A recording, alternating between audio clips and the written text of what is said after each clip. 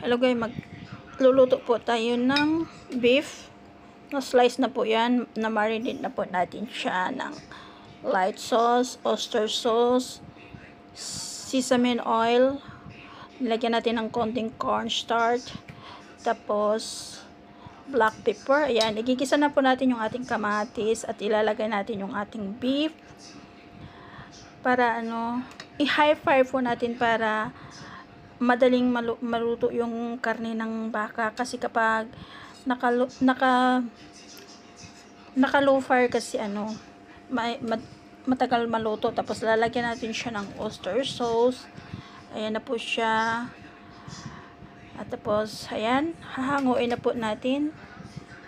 Yummy! Yan po yung dinner namin ngayon. Yan ang ulam namin dinner ni Sir, kasi hindi kumakain si Lola.